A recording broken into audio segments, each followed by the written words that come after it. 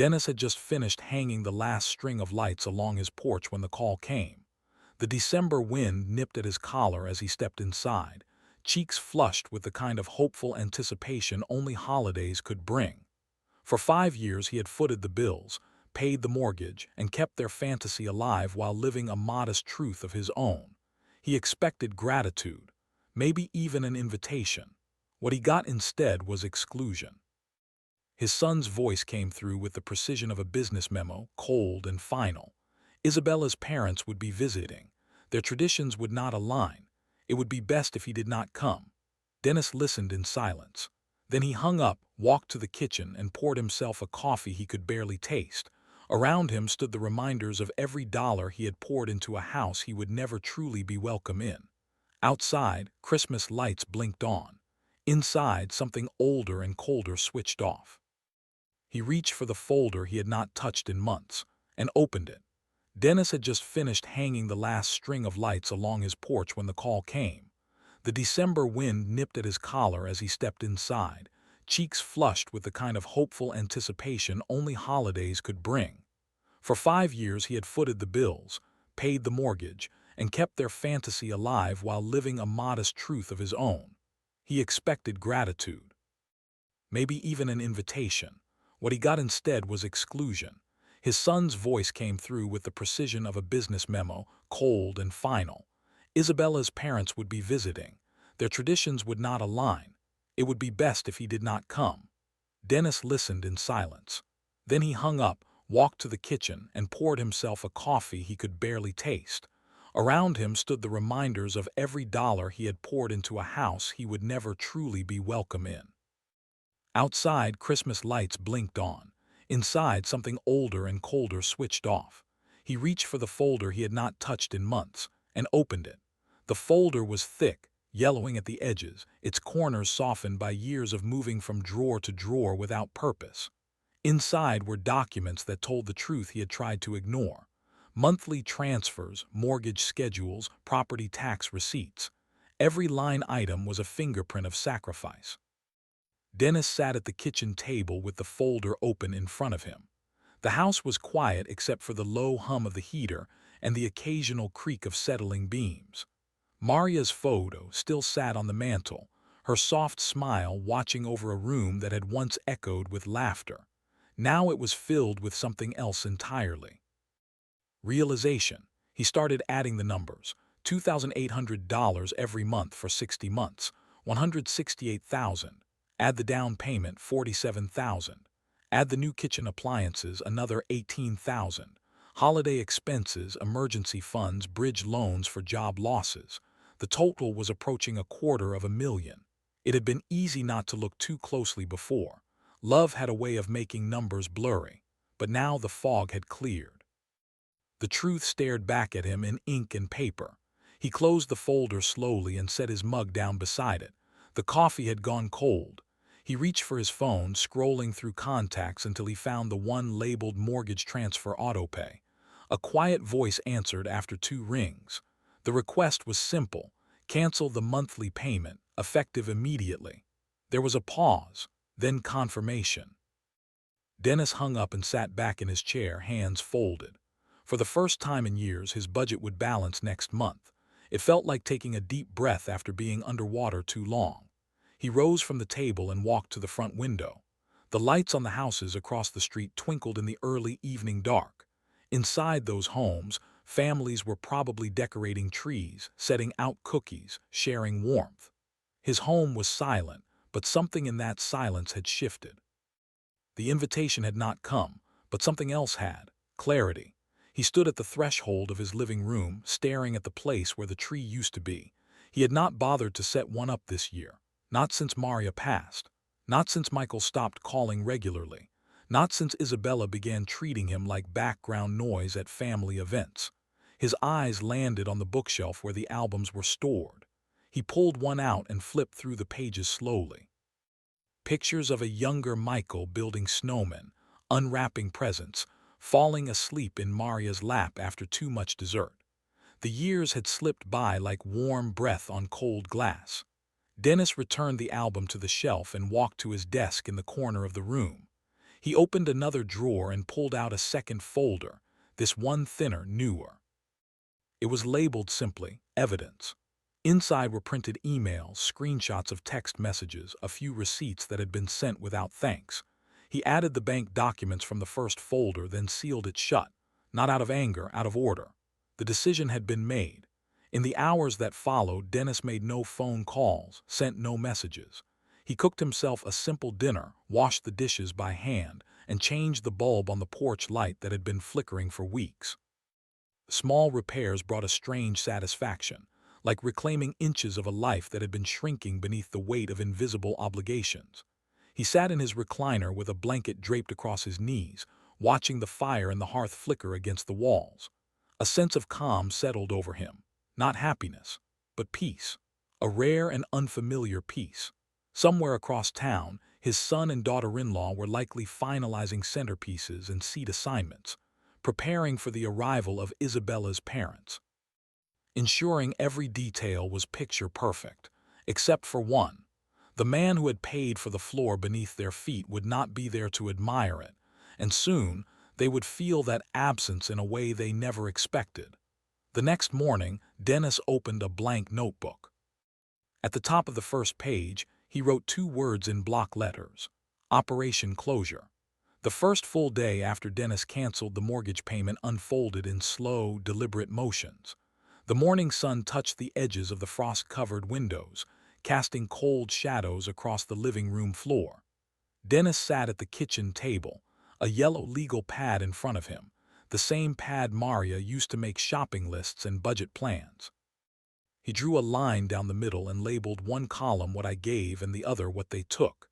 His handwriting was neat, slow, exact. He began with the obvious: $2,800 per month for 5 years, $168,000. Then the down payment, $47,000 borrowed from a second mortgage on his own home. The kitchen renovation had been another $18,000, charged to a credit card he had not used since Maria passed. Dennis paused, then added an entry labeled Furniture Essentials, $7,000 for a new sectional matching ottoman and a farmhouse dining table that Isabella insisted was required for adult entertaining.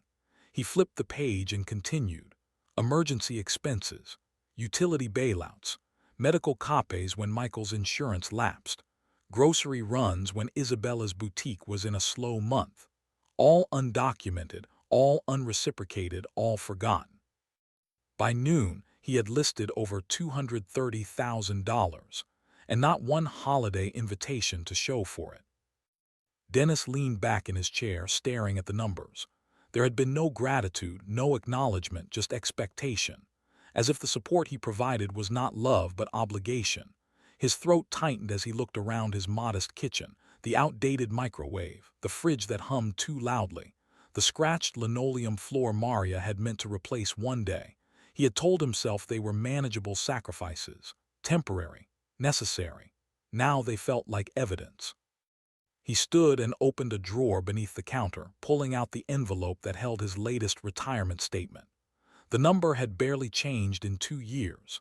Each contribution he had intended to make had vanished into someone else's mortgage, someone else's grocery list, someone else's pride. Dennis returned to the table, added a new section to his legal pad, and titled it What It Cost Me: Retirement, Medical Savings, Home Repairs, Dignity. He stopped writing and added one more word: Maria. The first year after her death had blurred by in paperwork and silence. Michael and Isabella had visited a few times. Each time Isabella had seemed uncomfortable in his home. She never commented on the pictures of Maria still hanging in the hallway. She rarely touched her food. The last time she had brought her own throw pillow and insisted on using it in the guest room. Dennis had ignored the signs. He had been too numb, too hopeful. He thought supporting them financially would keep him close to Michael. That love, even unspoken, would eventually be returned. It never was. His phone buzzed on the counter, a reminder to refill his prescription. He walked over, canceled the notification, and opened a separate app. His bank account was lighter than he remembered. He scrolled through the history, watching the pattern repeat itself over and over. 2,800. 15th of every month. line after line of generosity in the language of numbers. This month would be the first in 60 where the transaction would not appear. He stared at the empty space between his fingers, then set the phone down and returned to the notebook. He had made a decision, but decisions without plans were just emotions. That evening he opened his laptop, not to check the news or read emails or look at photos. This time, he opened a blank document and titled it Operation Closure. He began by copying every monthly transfer from his bank. Then he attached each supporting document, each receipt, each invoice, each forwarded email that began with "Could you help us out?" and ended with "Thanks in advance." They read like requests to a bank, not a father. By midnight, Dennis had created a timeline spanning 5 years. It showed the quiet consistency of his giving and the increasing boldness of their taking. It was not enough to cancel the mortgage. They needed to know he remembered everything. He saved the document, printed a copy, and slipped it into a clean manila folder. This was not rage. It was record-keeping. The next morning, he walked to the local print shop and ordered 12 more copies. The young woman behind the counter smiled as she handed him the receipt. He smiled back. "Paid in full," he said. The phrase felt good in his mouth. Back home, Dennis opened a drawer in his desk that had remained untouched for over a year. Inside was Maria's old camera, the one she used for family gatherings and holidays. He wiped the dust from the lens, charged the battery, and tested the shutter. Still worked. He snapped a photo of the folder, then one of his fireplace, then one of the empty dining table. Then he set the camera down and picked up his phone. There was still more to do.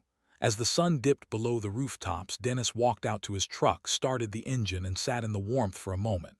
He looked at the dashboard, remembering the miles he had driven for Michael, airport pickups, grocery runs, errands when they were too busy. His gas, his time. The next time they asked for a ride, he would give them silence. He turned off the ignition, stepped back into the house, and flipped the legal pad to a clean page. At the top, he wrote "What they will learn," and began writing. At the bottom of the page, one last line underlined twice. "This story will end in my house, not theirs."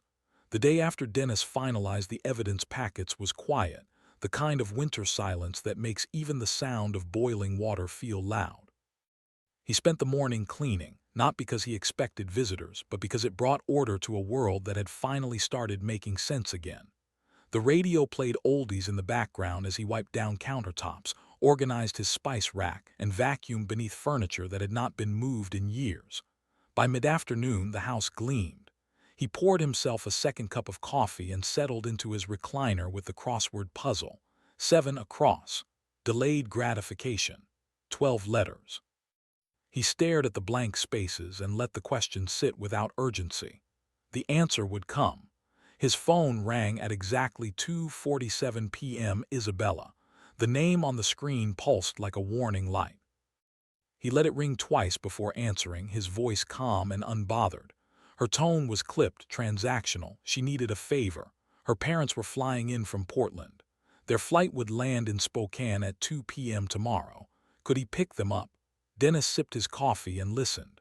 There was no apology for Christmas, no acknowledgement of the uninvited silence he had been handed like a folded napkin, just expectation again. He waited until she had finished her list of instructions before responding. Did she remember their last conversation?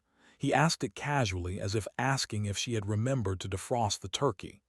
Isabella sighed dramatically, brushing it off as a misunderstanding. Her parents were traditional, she said.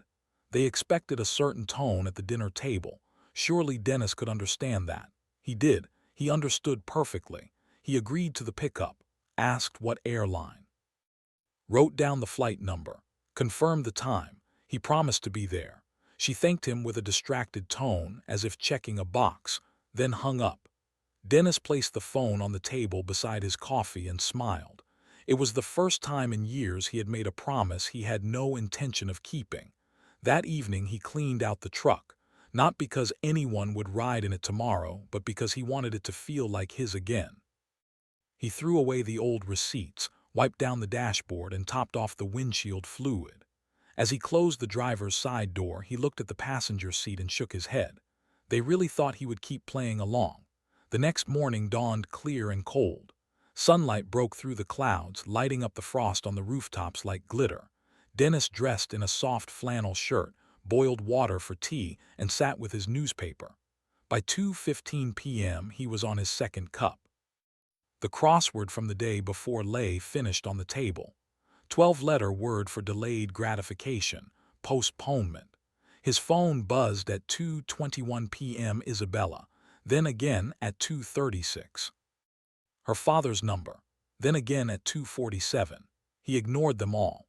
Outside, his neighbor's kids were building a snow fort, their laughter filling the air with something Dennis had not heard in years: joy without obligation, presence without performance.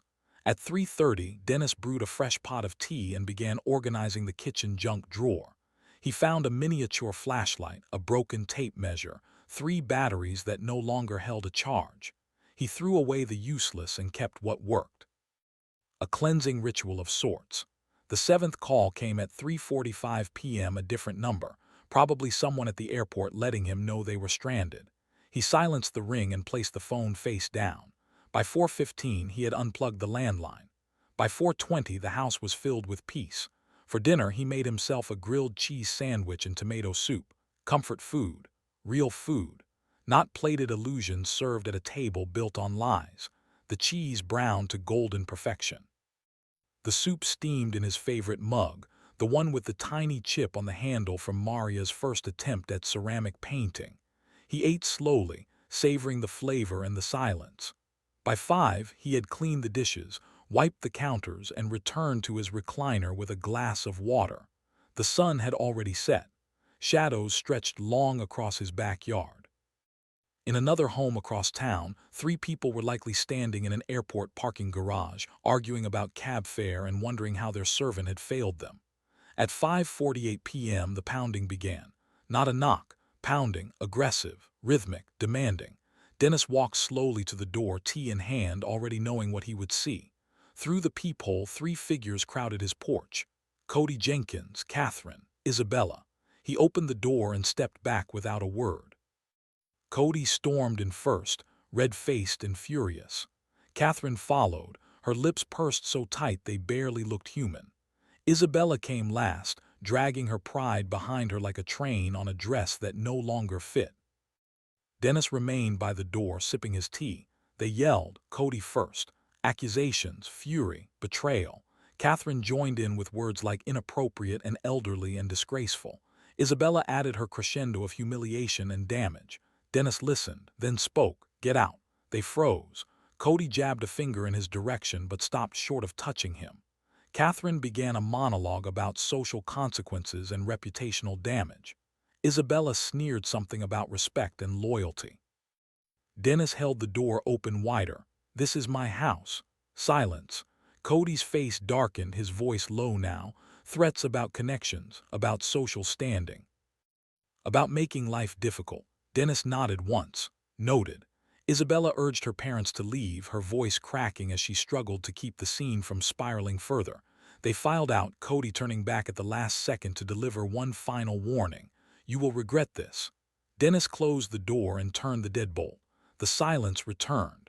He walked back to his chair, picked up his tea, and looked out the window. The rental car pulled away.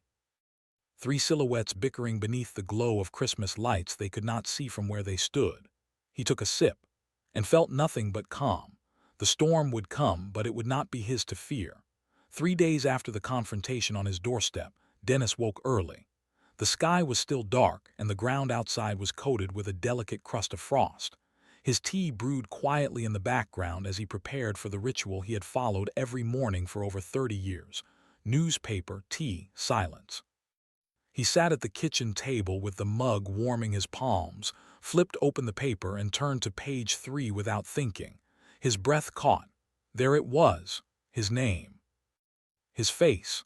A photo from his business website, one he had not updated in years, stared back at him above the headline. Spokane businessman abandons elderly couple at airport during holiday storm. Dennis sat frozen, hands wrapped around the mug, the heat no longer reaching his fingers.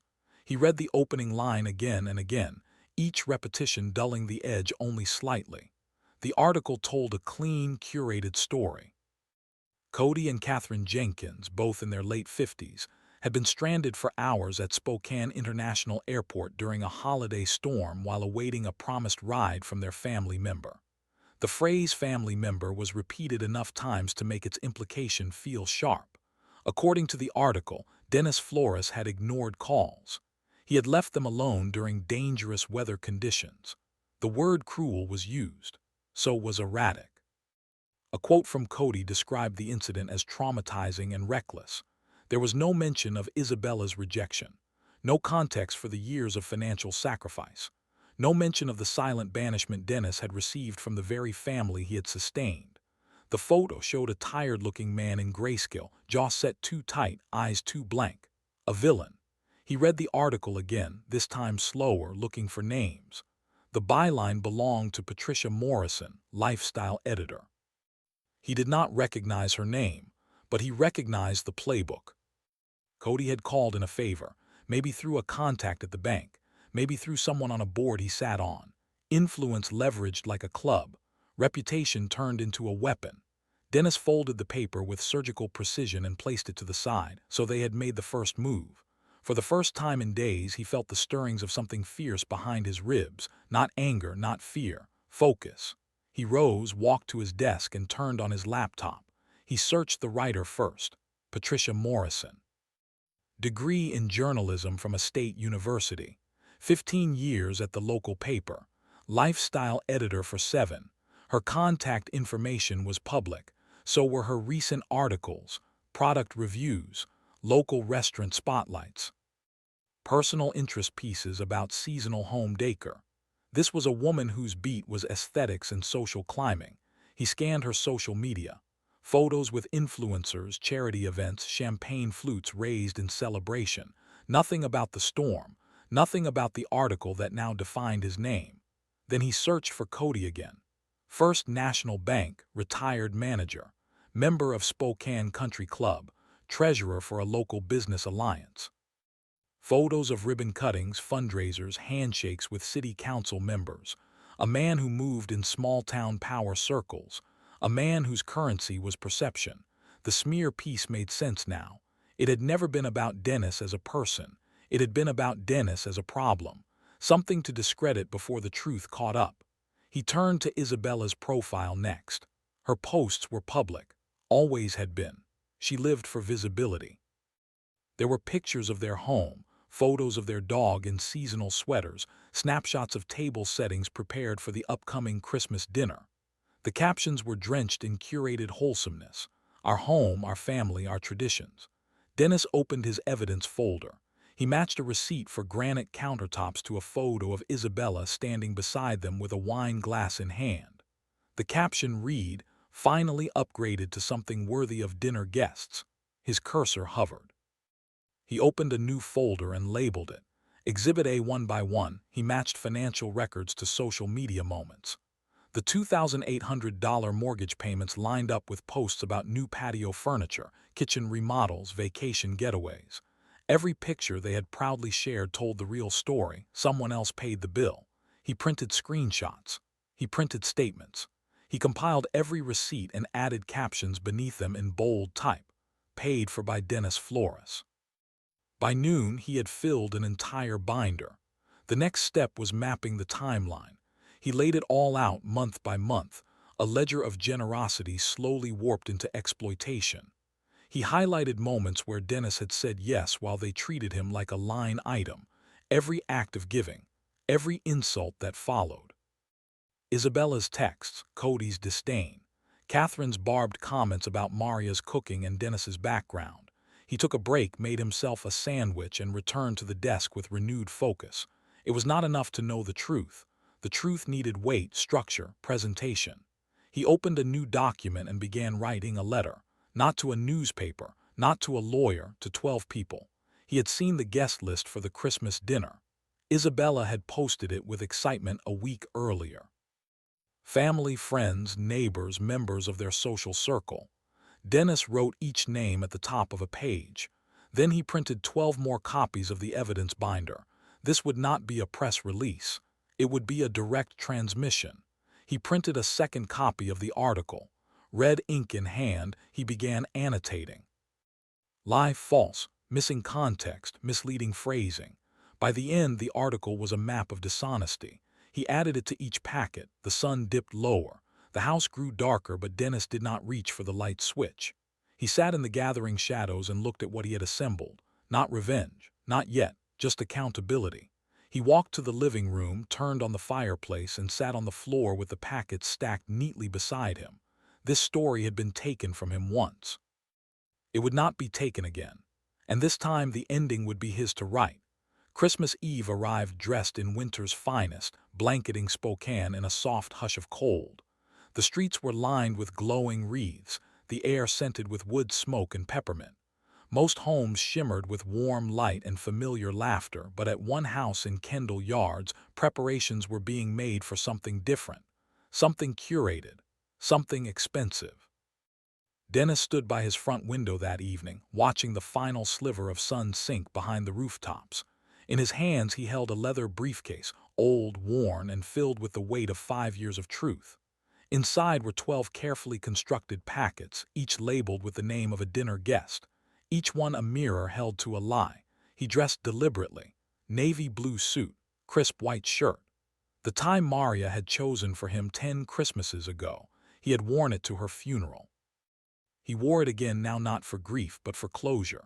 At 6:45 p.m., Dennis pulled up to the curb across from the Jenkins Flores residence. The driveway overflowed with luxury cars. Guests milled inside, sipping wine and admiring the holiday spread. From where he stood, Dennis could see Isabella in the dining room gesturing with a bottle of champagne. Michael laughed at something near the tree. Cody and Catherine held court by the fireplace, nodding along to a guest story, all of them unaware. The front door was unlocked. Of course it was. Security, like gratitude, was something they had never needed to worry about. Dennis stepped inside. The warmth hit him first. Then the scent: cranberry glaze, buttered rolls, imported pine. Conversations drifted into laughter as guests turned toward the unexpected arrival. 12 faces caught in the act of comfort. Silence followed. Dennis walked in calmly, briefcase in hand, nodding once at his son. Michael's face drained of color. Isabella set her wine glass down slowly. Cody blinked twice. Catherine took a half step back. "Good evening," Dennis said with practiced calm. "I hope you do not mind me joining your celebration." He stepped toward the marble sideboard and opened his briefcase with a soft click. Inside, 12 packets waited, each one thick with paper, proof, and uncomfortable memory. One by one he handed them out. Some guests hesitated, others accepted out of habit. Curiosity bloomed around the table. Pages turned. Expressions changed.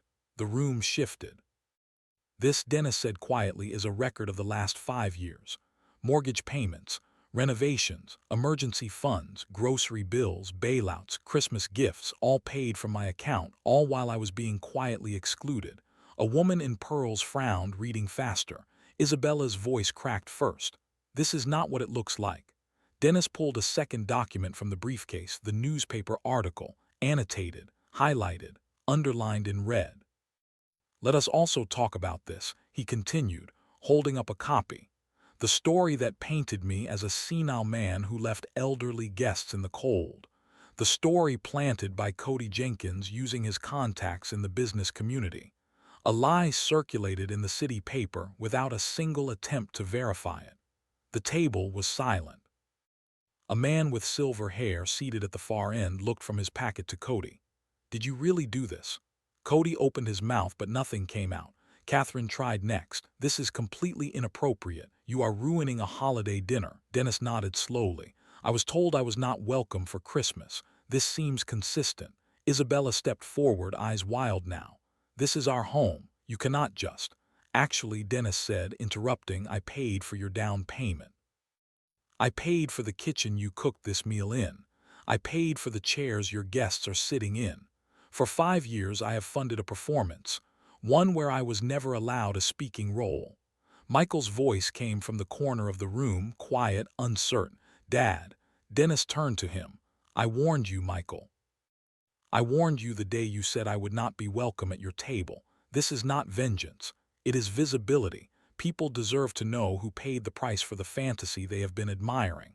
A woman seated beside Catherine closed her folder. Her expression was unreadable. She looked at Cody, then Isabella, then back to Dennis. "I do not know what I expected tonight," she said, "but it certainly was not this." Dennis turned to the room one last time. "I am not staying. I only came to return the narrative to its rightful owner. The truth. Everything else is yours to deal with." He closed his briefcase, straightened his tie, and turned toward the door. Behind him, voices rose, questions, protests, confusion. The facade they had built with his money began to crack, the perfect dinner unraveling one paper at a time. He stepped out into the cold air and closed the door behind him. Silence wrapped around him like a coat. As he reached his truck, he heard one voice, faint but clear, call after him. "Dad," he paused, but did not turn back. The morning after Christmas, Dennis woke with no alarm, no schedule, and no need to check his bank account for once. The house was still, wrapped in the kind of post-holiday quiet only solitude can deliver. Outside, the neighborhood shimmered with the leftover magic of lights and snow, but inside, Dennis felt a new kind of peace. A silence that no longer felt like exile. It felt earned. He moved slowly through the morning. Boiled water, toasted bread. Sat at the table with his tea. There were no calls, no messages, only the soft clink of his spoon against ceramic. Then around 9 the doorbell rang. He opened it to find a certified letter waiting on his doorstep, tucked neatly into a red and white envelope. A delivery slip hung beneath it, requiring no signature. The sender was clear: Wells Fargo Mortgage Services. Dennis brought it inside, set it on the kitchen counter, and opened it with a calm hand. The letter inside was short, precise, and cold. Notice of default. 3 months unpaid. Final demand for payment. 14 days to bring the account current or face foreclosure proceedings. He read it once, then again, then set it down beside his teacup. The house in question was not his, it was theirs, but his name was still tethered to it, co-signed 5 years ago in a moment of misguided trust. It had been meant as a launchpad, a gift, a hand up. Instead, it had become an anchor, and now it was sinking. Dennis sat at the table for a long while, watching the snow melt along the window panes. His phone vibrated against the counter, once, then again, then again. Isabella's name, Cody S. Catherine S. blocked. He stood and walked to the bookshelf, pulled down the binder he had constructed in December, and placed the letter inside the front cover. Exhibit 13. The rest of the day passed slowly. He read a novel from Maria's old collection, took a walk around the neighborhood, and fixed the loose handle on the front door. The air smelled like pine and wood smoke, and for the first time in years he had no obligations. That evening, he poured a small glass of whiskey and sat by the fire. The embers cracked softly, casting a warm orange hue across the room. The calm felt earned, not borrowed. At 6:32 p.m. the knock came, firm, familiar, rhythmic. He opened the door. Michael stood on the porch wearing the same suit he had worn on Christmas Eve. It was wrinkled now, his tie crooked, his shoes dusted with salt and snow, his eyes sunken from too little sleep and too many truths. Dennis stepped aside. Michael entered without a word, taking in the house with a long, slow glance. The new paint on the walls, the repaired light fixtures, the recliner that was no longer sagging. He sat on the couch like a man waiting for a verdict. "Dad," he said finally, "we need to talk." Dennis sat across from him, said nothing. "The house is in foreclosure," Michael admitted. "I know," Dennis replied. "We cannot make the payments without." He trailed off, catching himself before saying the words, "Without you." Dennis leaned back in his chair, hands folded. "Do you know how much money I gave you, Michael?" Michael nodded slowly. Isabella calculated it. Mortgage payments, down payment, the kitchen, everything. "Over $237,000, Dennis said. "I added it all up. I kept the receipts, I kept the messages, I kept the silence." Michael rubbed his eyes, exhaustion radiating from him like heat. "I let them talk me into things I knew were wrong. I let them shape how I treated you. I did not know about the newspaper article until it was printed. I swear I did not." Dennis let the words hang in the air. "They said things about Mom," Michael whispered. "About how she knew her place. About how she did not embarrass them." A pulse of heat passed through Dennis's chest, but he remained still. "I should have defended you," Michael said. "I should have defended her. I should have said no years ago." Dennis studied his son's face, saw the boy he raised buried beneath layers of regret, saw the man he had funded into comfort, saw the man who let it happen. "The house," Michael said, "we are going to lose everything. Isabella's respect, her parents' approval, I do not know what to do." Dennis spoke quietly. "You will figure it out. The same way I figured out how to survive Christmas alone. The same way I figured out how to stop financing people who treat me like a burden." Michael's eyes filled. He wiped them quickly, ashamed of the softness he once mocked in his father. "I lost you, did I not?" Dennis looked at him for a long moment. "No, Michael, you gave me away." Michael stood, paced, sat again. "Is there any chance we could start over? Rebuild?" Dennis considered the question. "I forgave you months ago, but forgiveness is not the same as restoration. Forgiveness does not mean pretending it never happened. It means I am done carrying it." Michael nodded. "What about the house? It is not my problem anymore. So that is it. You are a grown man. Figure it out like grown men do. Sell the house. Get a smaller one. Get a job that pays enough to live on. Stop living beyond your means and expecting someone else to patch the hole." Michael stood again, then paused at the door.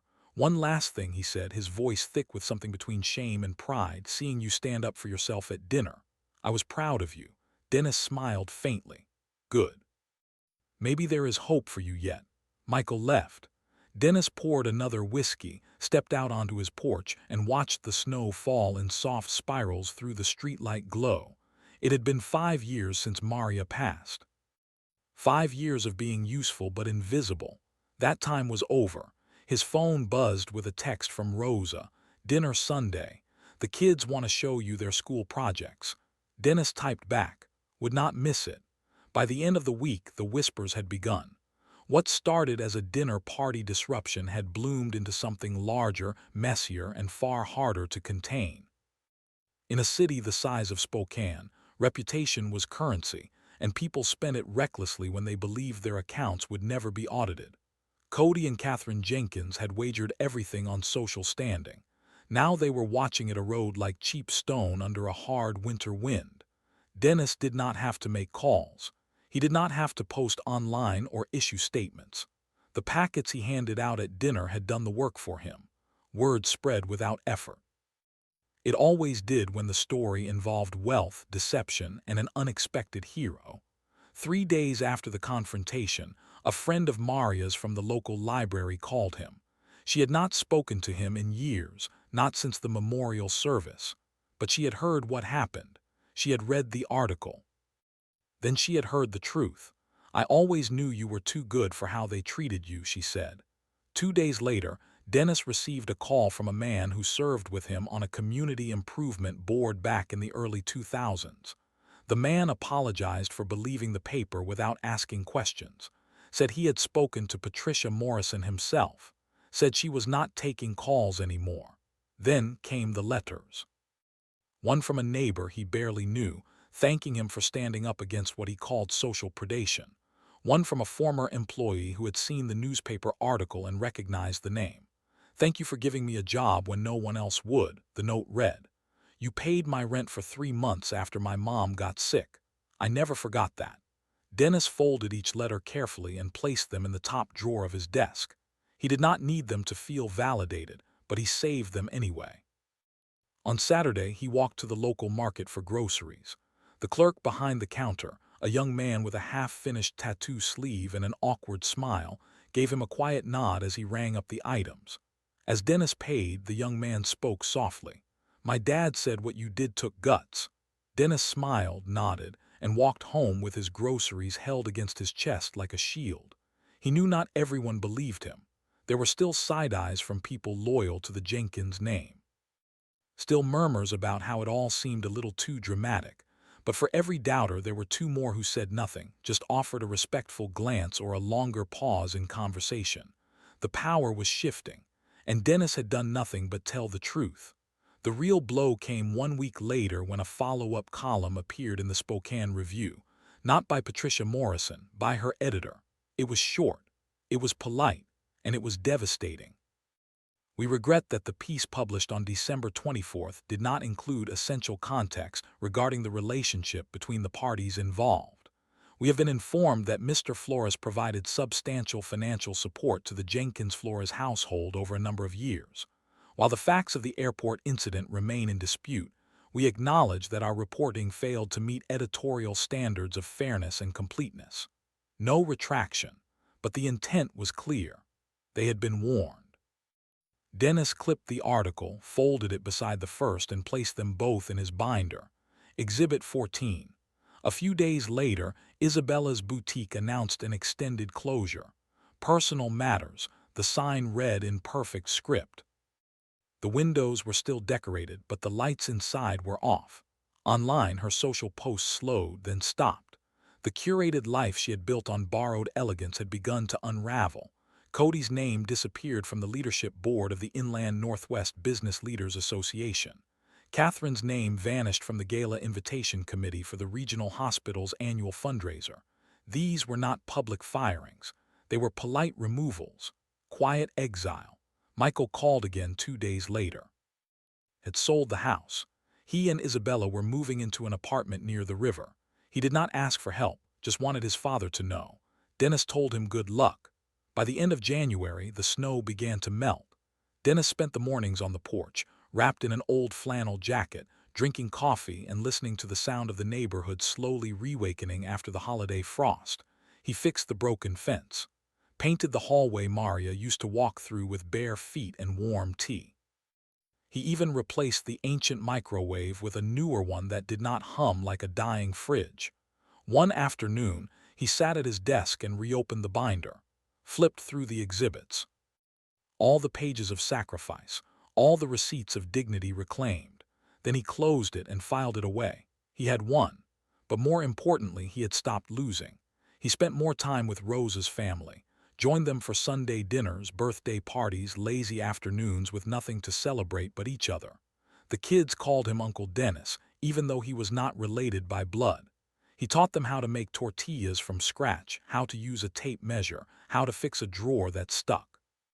One evening in March, Rosa handed him a beer on the back porch and asked if he ever missed it. The house, he asked. No, she said.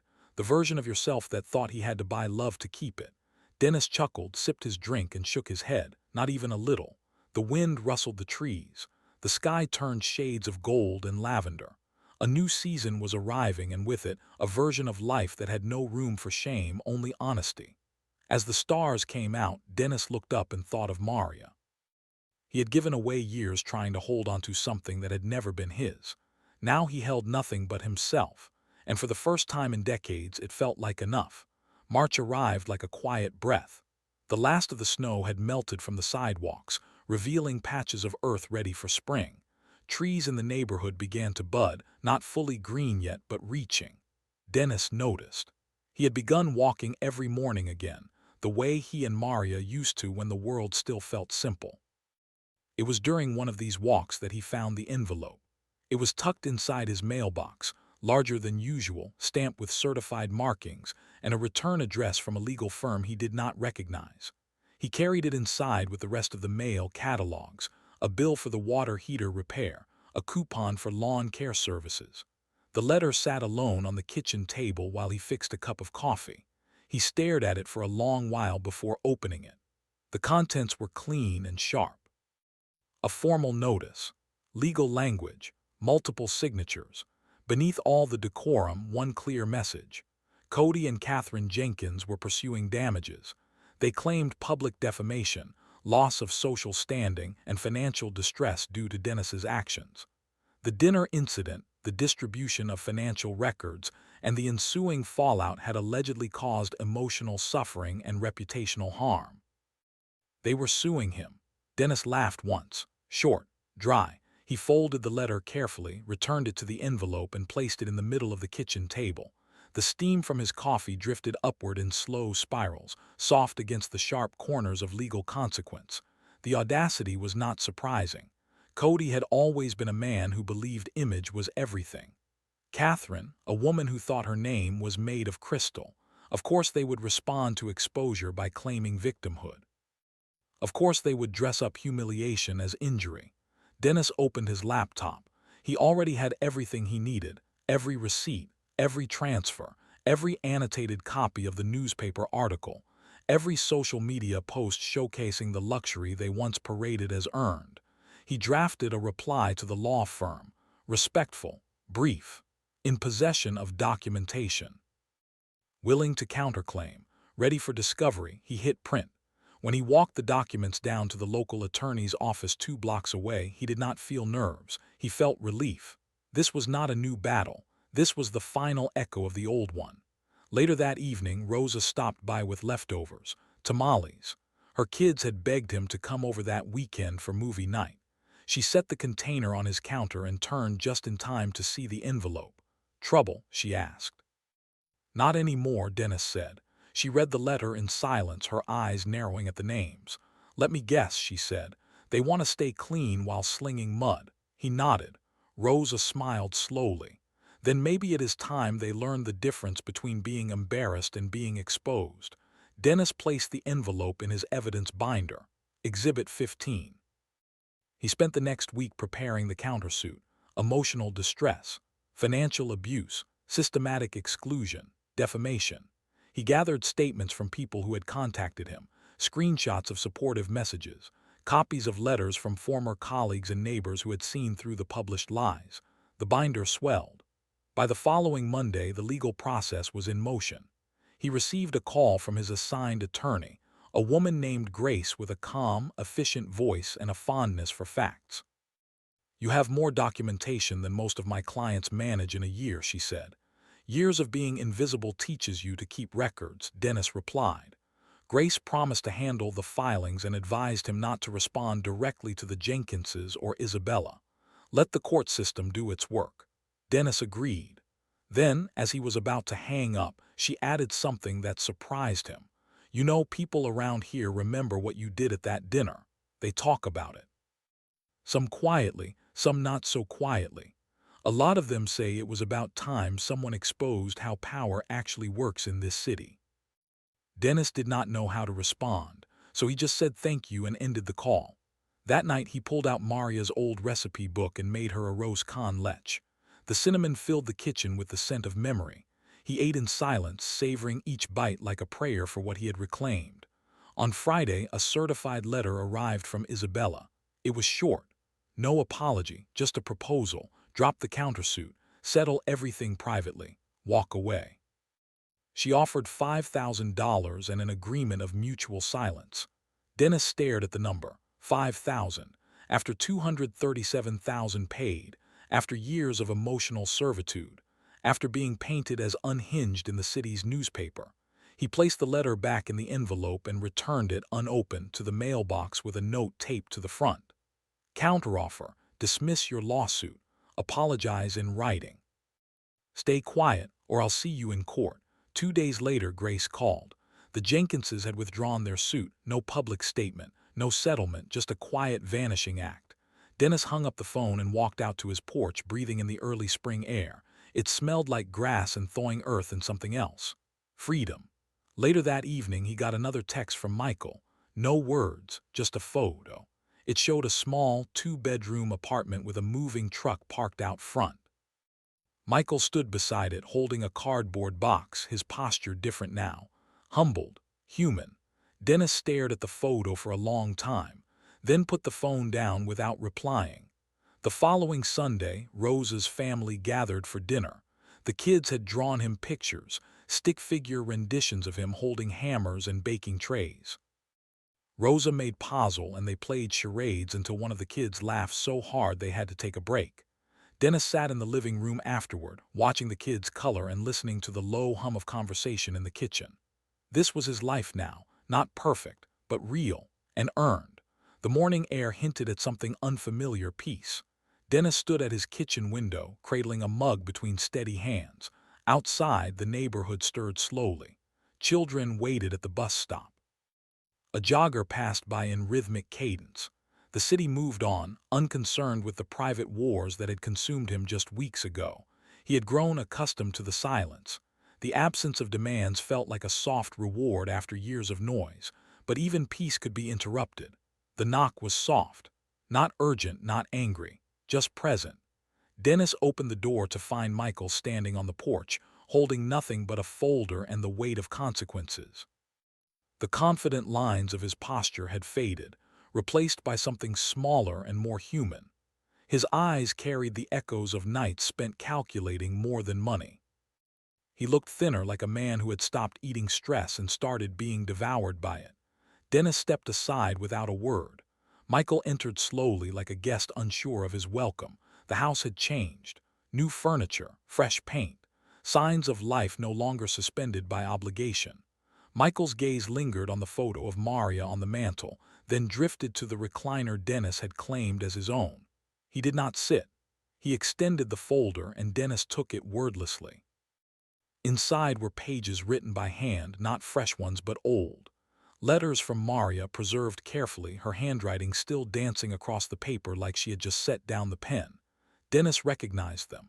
They were the letters he had given Michael after the funeral.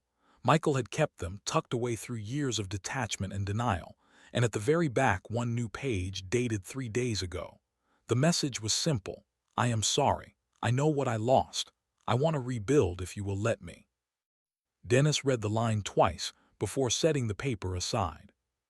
The silence between them held no accusation, no promises, only the fragile beginnings of something not yet born.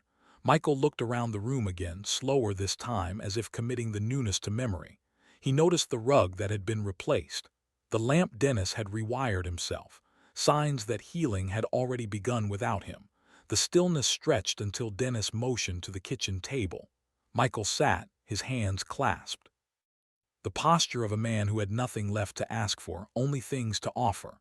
He spoke cautiously, not in defense, not in plea, but in reflection. He told Dennis that the house was in foreclosure, that Isabella had moved out 2 weeks earlier, taking what little remained of their shared illusions. Cody and Catherine had stopped answering his calls. Whatever social capital they had once boasted had vanished after the Christmas dinner fallout. The network had closed its doors. The country club membership had been revoked. Even the bank where Michael had once applied for a managerial role had ghosted him after a background check revealed too much media attention for all the wrong reasons. Dennis listened. He did not interrupt. He did not nod. He simply observed the unraveling of entitlement.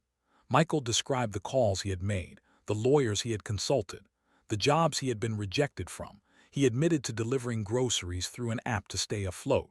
For the first time in his life, he had stood at a stranger's doorstep and been judged by the logo on his shirt, not the title he claimed.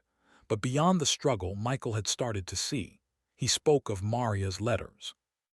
How he had reread them after Christmas. How she had warned of pride. How she had told him years ago that loyalty was not measured in comfort but in courage. Dennis did not need to hear an apology. He had already heard the truth, and the truth was enough.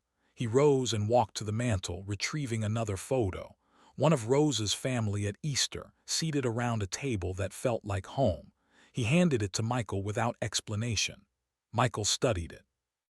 Children smiling, plates filled, a place where Dennis had not needed to prove his worth. Michael handed it back. He said nothing, but something in his face shifted. Acceptance maybe, or regret, or both. He looked older than he had in December, not just tired but aged, shaped by consequence, forged by reality. And yet he had not come to beg. He had not asked for the mortgage to be reinstated.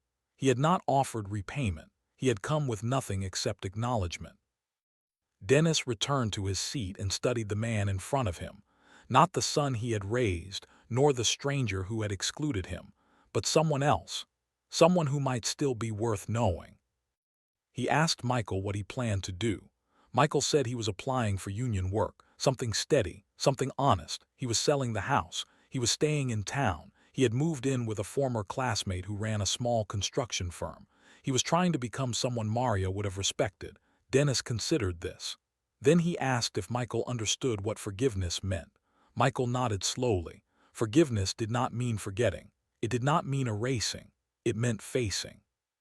It meant choosing presence over performance.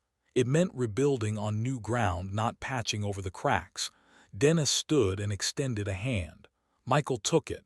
No promises passed between them. No dramatic declarations. just the quiet clasp of skin and time and shared blood. It was not a reconciliation, not yet, but it was a beginning. They stood at the door. Michael said he would call next week. Dennis said he would answer. Then the door closed and the silence returned, not empty now but watchful, hopeful, patient. Later, Dennis poured a glass of whiskey and stepped out onto the porch. The air held the scent of spring pushing through winter's last grip. He looked out over the neighborhood where he had once been invisible in his generosity. Now he stood visible in his boundaries. He thought about what Michael had said, about Maria, about mistakes. He did not feel victorious. Revenge had not delivered triumph. It had delivered truth. It had stripped away illusion, exposed the rot, and cleared space for something real. And sometimes that was enough. He raised his glass toward the night sky, not in a toast to the past, but in recognition of the future. It would be different now. Harder, maybe, but his. And for the first time in years, Dennis Flores felt ready. Spring in Spokane arrived gently, as if paying tribute to the long winter's end. The trees along the street shifted from brittle gray to soft green, buds unfurling like the pages of a beloved novel. Dennis woke on that Sunday with sunlight slipping across his hardwood floors and the faint scent of budding tulips drifting through his open window. The world felt lighter, and so did he. He prepared coffee and watched the town come to life in silent celebration. Neighbors tended gardens. Children pedaled past with laughter tracing their tires. The world had moved forward while he had rebuilt his place in it. He walked to his bookshelf and retrieved the binder of evidence. The one thick with printed documents, notarized letters, red ink highlights, and simmering truth. He ran a hand across the spine. XX Exhibit 15. He slid it onto the bottom shelf beneath years of mementos from lighter days. It would remain there not for vengeance but as proof that some wars do not need to rage forever to be won. By midday, he fixed a simple lunch, grilled cheese and tomato soup, Maria's favorite comfort combination. As he ate, the house felt full, not with people but with something greater than obligation, healing. He had stopped giving from holes he could not fill. He had stopped waiting for invitations to dinners where he felt like scenery. He had finally learned that belonging starts with earning his own space. That afternoon, his phone buzzed with a message from Michael. No words, just a photo of his modest new apartment, bright and furnished with purpose. A single cardboard box with writing in Michael's neat script, "Moving on."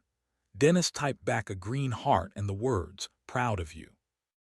Monday morning brought the mailbox with a small envelope, sophisticatedly typed, an invitation he almost tossed aside out of habit. Community college guest lecture. The letter invited Dennis to speak to adult learners about personal finance, boundaries, and resilience. It cited examples of people deserving recognition not for wealth, but for integrity. He accepted. On Friday, he entered a simple classroom filled with attentive faces, people whose circumstances varied widely, but whose quiet needs for guidance were universal. He stood before them and spoke of invisible debts, of saying no when saying yes cost too much, and of reclaiming dignity when it felt like the price he paid for love. He shared how faulty silence built mortgage payments without memorials, and how courage to stop writing checks saved more than just funds. At the end, a single student raised her hand and said, "Thank you for reminding me value is not given. It is defined." The phrase echoed in Dennis's mind long after the applause faded. Spring deepened. He spent evenings repairing his porch, painting the hallway his wife used to walk, and replacing the light on the front steps. Each small correction felt like closing a chapter in progress, not rewriting words already written. One evening he stood beneath the glowing lamp and thought of Maria, not with sorrow but with gratitude for the years they had, not enough but enough. On Sundays, his schedule filled with real invitations. Rosa's family dinners, school projects on display, backyard barbecues that needed no proof of affection. He laughed with children who insisted he tell them stories about Christmases long before they were born. They listened with wide eyes, not because he had lost much, but because he had found enough to give. Summer approached with soft gold evenings. One evening, Dennis opened the front gate to find Michael waiting with a pitcher of lemonade and a plate of fresh cornbread. They sat in rocking chairs on the porch, sunlight filtering through leaves dense and green. They did not speak much. Sometimes presence says more than words. Michael stood at dusk and said quietly, "I got a job with a construction team. Steady pay, honest work. I want to be useful again." Dennis nodded, not proud but certain. He held out his hand. "That's enough." That fall, leaves turned bright and drifted across his lawn. Dennis fixed the fence post he had started replacing in spring. Each nail pressed not in anger but in memory, in persistence, in knowing that effort needs no recognition to be meaningful. He gathered the evidence binder and placed it in a box labeled archive. No index. Just stored away, a reminder that sometimes closure is about putting things behind you, not carrying them forward. He looked at the box and whispered, "Thank you. Never again." That winter, Christmas arrived again. He did not string lights this time. Instead, he drove to Rosa's house to help hang wreaths for her children. Laughter filled the living room. He listened to stories of school plays and whether tamales were better than cookies. He felt valued, not bank balance valued, heart valued. Late that night, as he lay in bed, he reflected on the journey. He had started from bitter rejection and public unraveling. He had navigated legal threats and emotional estrangement. He had faced foreclosure on more than just a mortgage, on belonging, on memory, on identity. And he had chosen to keep walking, step by step, word by word, truth by truth. He closed his eyes and dreamed of spring again, trees in bloom, voices in welcome, a chair in a home that scented of laughter, not ledger entries. He understood now that epilogues need not be grand. They can be quiet and steady. They can be earned in peace, not demanded with noise. That was his ending. Soft, whole, enough. Before we continue, do me a favor. Hit like and subscribe so you never miss what's next.